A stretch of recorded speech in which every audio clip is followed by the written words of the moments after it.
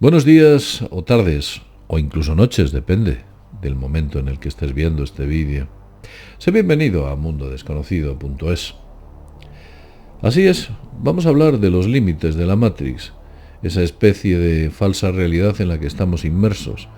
Nos han cogido nuestra alma, nuestro cuerpo y nuestra mente y la han insertado dentro de algún tipo de sistema computerizado de una altísima tecnología, funcionando con unos complejísimos algoritmos de inteligencia artificial, sometidos a unas leyes físicas y una especie de límites de los que vamos a hablar, límites con los que podremos entender cómo funciona esta Matrix.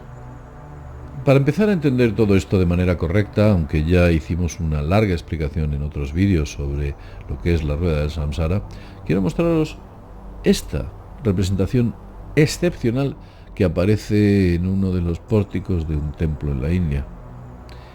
Bien, observemos que en ella, este extraño mandala, vamos a hacer un zoom, vamos a colocarnos aquí, aparece la clásica representación de Mara o Maya.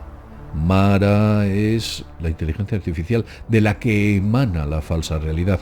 De hecho, Mara o Maya está considerado por esas antiguas religiones como la falsa realidad, la irrealidad, aquello que pensamos que es cierto y que no lo es, ese sueño en el que estamos perpetuamente inmersos.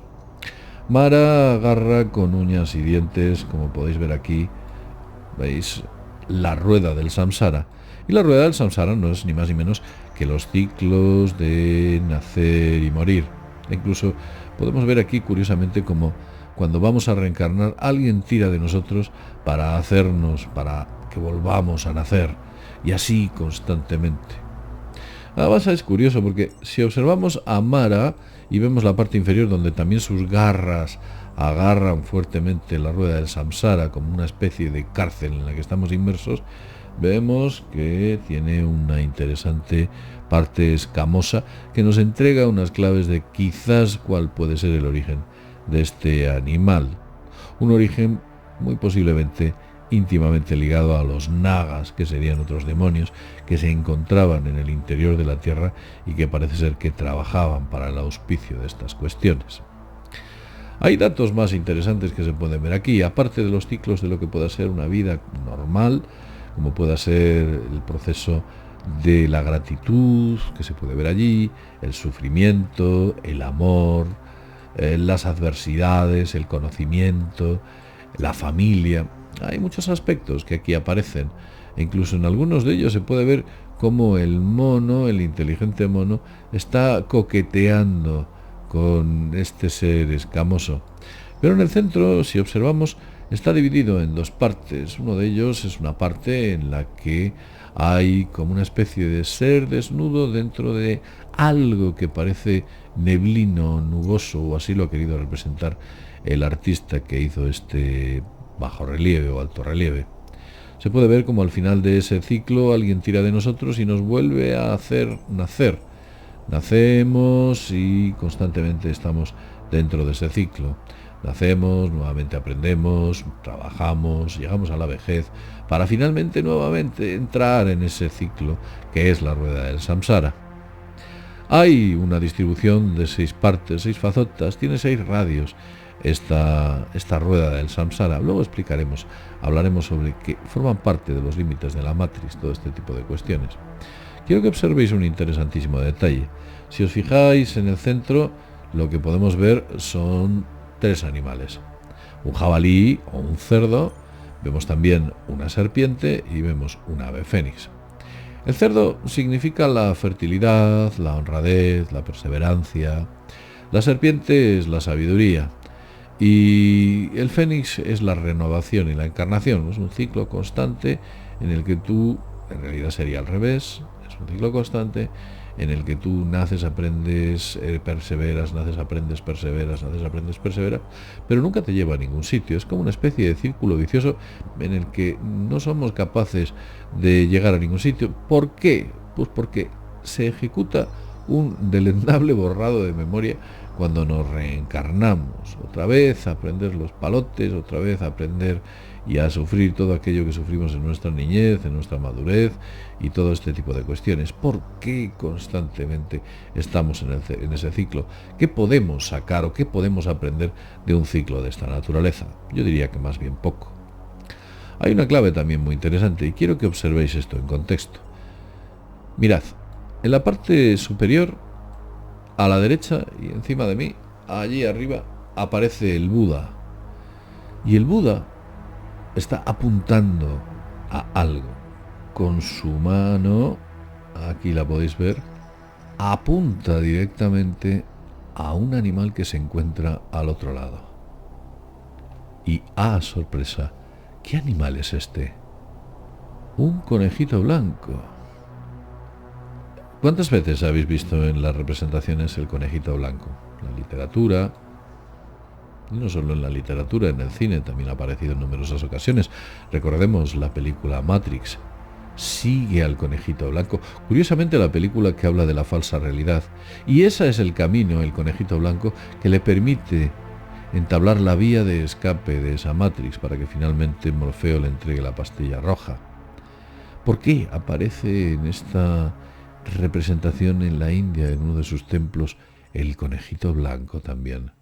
Ese conejo que aparece nuevamente en Alicia en el País de las Maravillas y que parece ser que el conejo incluso está por encima de él y que parece ser que es el conejo el que arrastra a Alicia a esa otra realidad o la arrastra a salir de ese sueño en el que está inmerso. Es interesante. ¿Por qué colocan un conejo? ¿Qué es el conejo? El conejo es la gracia, la bondad, la belleza, disfrutar de las buenas cosas, como una especie de virtudes, de observar lo sutil. Como que en las cosas sencillas se encuentra el método de escape o la salida de esa Matrix. Sigue el conejito blanco. Interesante. Tendré que estudiar más a fondo la figura de este animal y el simbolismo que acarrea para que en lugares como este nos estén diciendo, oiga, mire usted, tiene que seguir al conejito blanco. Fijaos si es antigua esta cuestión. Bien, vamos a ir un poquito más al fondo. Vamos allá. Dejemos todo esto atrás, borremos esta imagen, o borremos lo que habíamos escrito, y hablemos de la Matrix. La Matrix, aunque lo habéis visto en otro vídeo que efectuamos cuando hablamos de esa falsa realidad en la que vivimos, un vídeo titulado La Granja Humana, vimos que la representaba como un círculo. En realidad no es un círculo. La Matrix se parece más bien a eso que estáis viendo ahí. Es un cubo. El cubo puede ser descompuesto. ¿Y por qué puede ser descompuesto? Bueno, para empezar, deciros que el cubo tiene numerosas representaciones. Una de ellas, o una de las más importantes, es que ese cubo, vamos a intentar dibujarlo aquí, está vinculado íntimamente a un planeta que se llama Saturno. Vamos a ver así.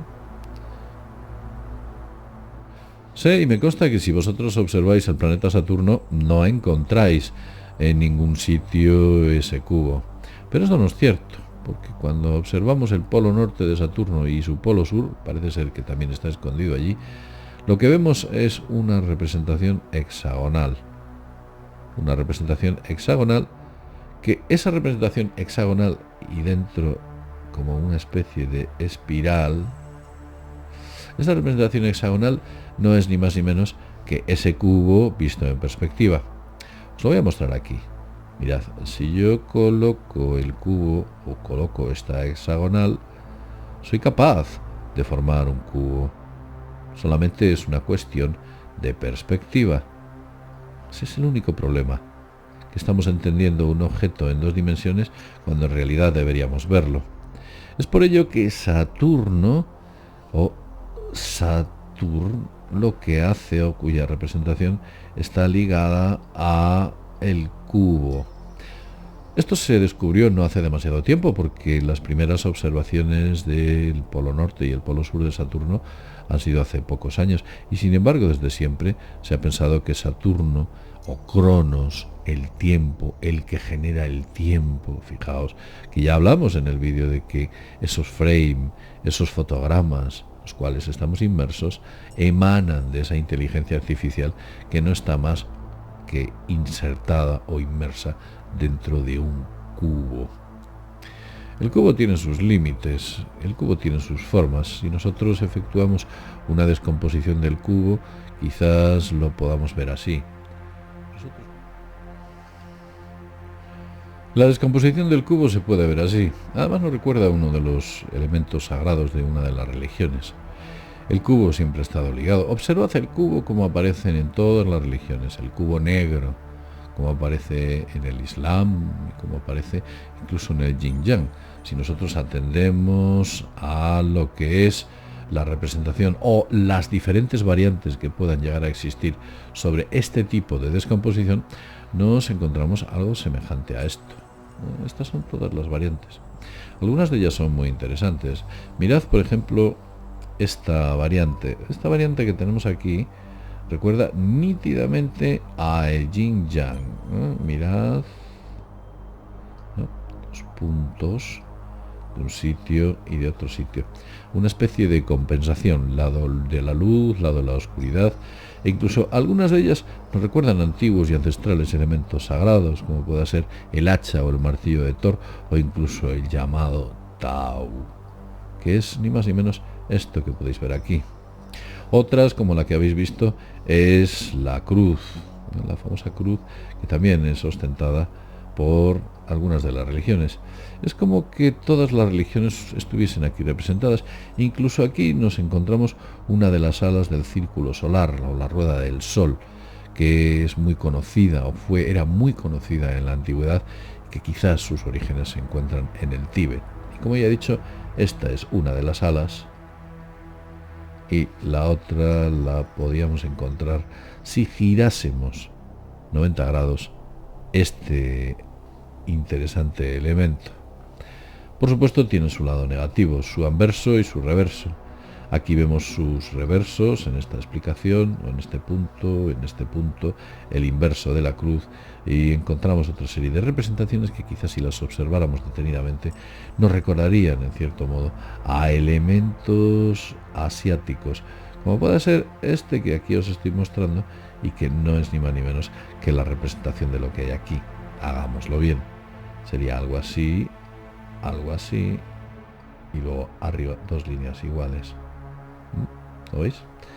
Y que recuerda notablemente a ciertos símbolos orientales. No es este punto del que nos trae aquí. Hemos dicho que íbamos a hablar sobre los límites de la Matrix. Los límites de la Matrix. Vamos a borrar todo esto. Y vamos a deshacernos un poco de esta descomposición.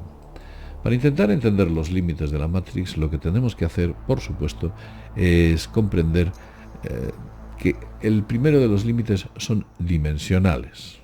Que hay aquí son unos límites basados en tres dimensiones. Tres dimensiones de las que nadie puede escapar, o por lo menos físicamente. Sí que es cierto que ha habido gente que puede salir en astral, incluso es muy posiblemente que en sueños también estemos fuera de esas tres dimensiones que son representadas por alto, ancho y largo. Aquí las tenemos. Digamos que la Matrix ha creado un entorno de tres dimensiones, de ellas no podemos escapar. Otra cuestión es la frecuencia de la Matrix, porque la Matrix es un elemento que vibra para generar esos fotogramas, pulsos.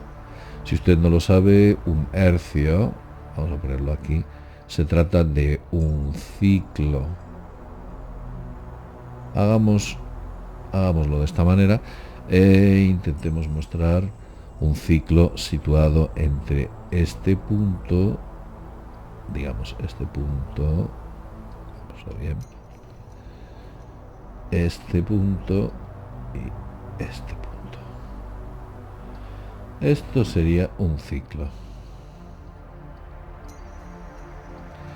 Los ciclos o los hercios en realidad se producen por segundos. Quiero decir, si este ciclo se pusiese en un segundo, lo que tendríamos sería un hercio, que es un ciclo por segundo. Esta medida es muy corta. Digamos que la Matrix empieza a emanar a partir de la frecuencia. Vamos aquí, frecuencia.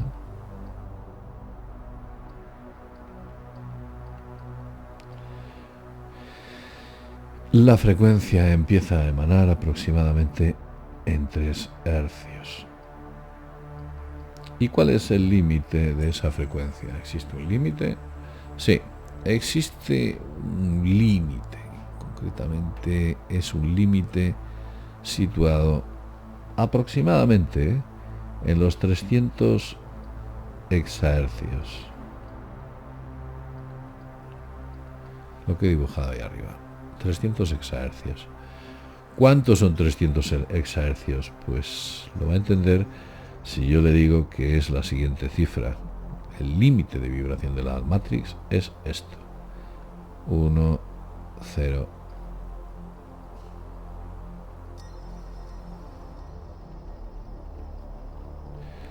Bien, esos son los hercios a los que es capaz de vibrar la Matrix. No está mal. Si bien es cierto, imaginad un ordenador cuyo procesador tiene esta capacidad de hercios. Puede funcionar a esa frecuencia. Tendría que ser un ordenador muy potente.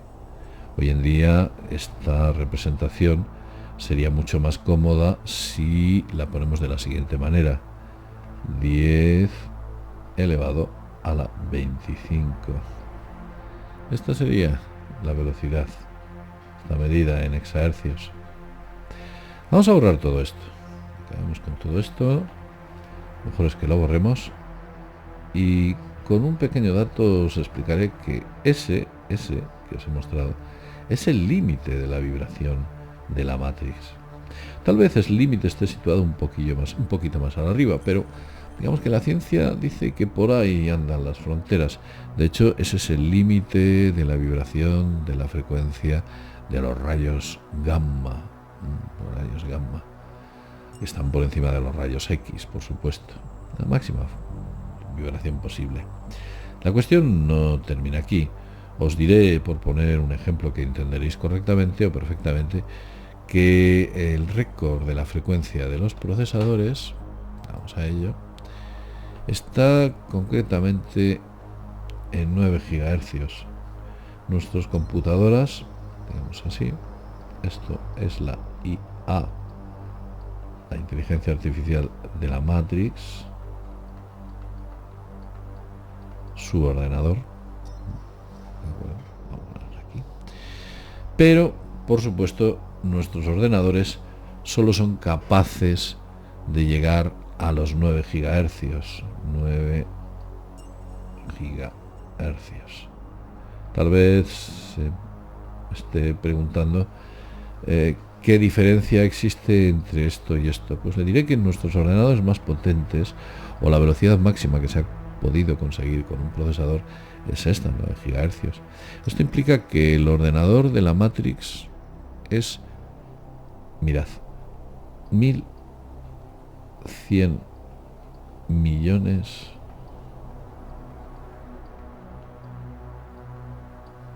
de veces más potente que nuestro ordenador o nuestro procesador más potente. 1100 millones de veces más potente.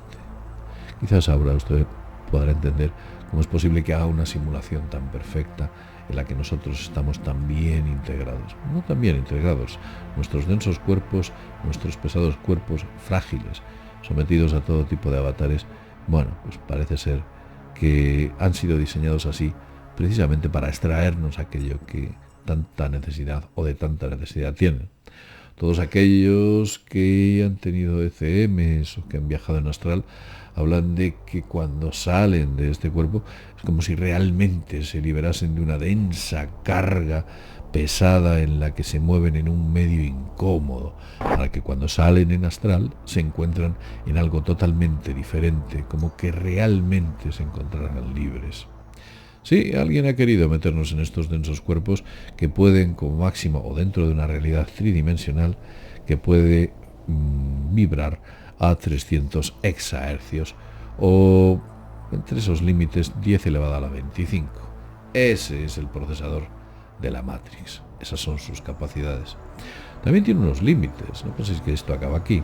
Hay unos límites de temperatura. Los límites de temperatura.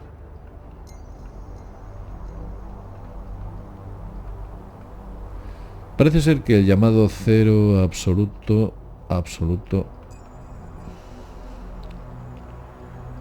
que está situado aproximadamente, es algo más de el menos 273 grados Celsius, sería el límite inferior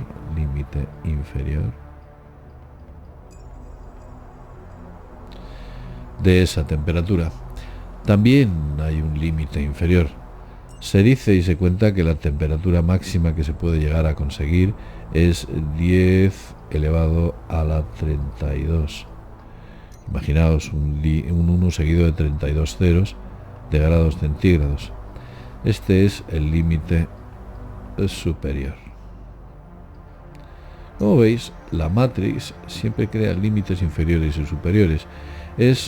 Son las cotas existentes dentro de cada aspecto en las cuales ella se mueve. Hay más cuestiones. Otra de ellas, por supuesto, es la velocidad. La velocidad, vamos a ponerla aquí abajo. La velocidad es muy importante porque de ella emana el tiempo. La velocidad, aquí la tenemos. La velocidad máxima es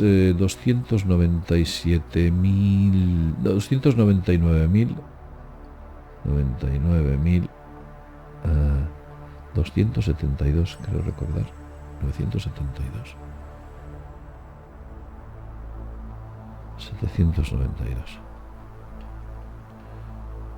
792 kilómetros por segundo. Esta es la velocidad máxima, no se puede superar. Cuando se llega a las fronteras de la Matrix, cuando nos acercamos a puntos como pueda ser este o sus fronteras, empiezan a ocurrir cosas extrañas, como que esa IA no puede funcionar correctamente. Y cuando llegas a esas velocidades, la masa cambia, el tiempo cambia, ocurren cosas extrañas. Por contra, también a la velocidad cero, que es inexistente, 0 kilómetros por segundo, esta velocidad no existe. Si estuviésemos a 0 kilómetros por segundo, el tiempo no emanaría, dejaría de funcionar, no se movería. Pero todo está en movimiento, todo tiene un movimiento constante. Y además estamos dentro de una especie de metrónomo en el cual todos los seres humanos que estamos dentro de esta matriz parece ser que funcionamos a una velocidad en concreto de la que emana ese tiempo. Estos serían los límites de la matriz, podemos indicarlo así. También nos podría decir que ese tiempo, vamos a ponerlo aquí, ese tiempo, vamos como tiempo, tiene un límite inferior. El límite inferior del tiempo concretamente está situado en 10 elevado a la menos 9, en 10 elevado a la menos 19 segundos. ¿Por qué es esa velocidad? Porque esta velocidad es el punto de vida de la existencia de un mesón eta. Sí, ahí está. Ese es el tiempo más breve que existe. Esta sería la resolución límite de la Matrix en cuanto a tiempo. 10 elevado a la menos 19. Esto es algo así como 0,0000019,1. Eso es lo que 19 ceros 1. Eso es lo que resultaría una fracción de vida para esa partícula o subpartícula atómica que se encuentra donde ya he indicado, en el mesón eta. Aquí tenemos los límites de la matriz, límites inferiores, límites superiores, los puntos donde se mueve. Supongo que hay más. Estamos hablando de que la masa máxima posiblemente esté situado en 10 elevado a la 24, no, 5 por 10 elevado a la 24, y estamos hablando de kilogramos, que sería el peso teórico del planeta Tierra, aunque no sabemos si realmente estamos concretamente en el planeta Tierra o estamos ubicados en otro sitio. Lo que sí que os puedo decir es que la Tierra efectivamente existe en alguna parte, porque nosotros estamos vinculados a la Madre Tierra. Digamos que la mitad de nuestra parte mental o nuestra parte inteligente forma parte de la propia Tierra.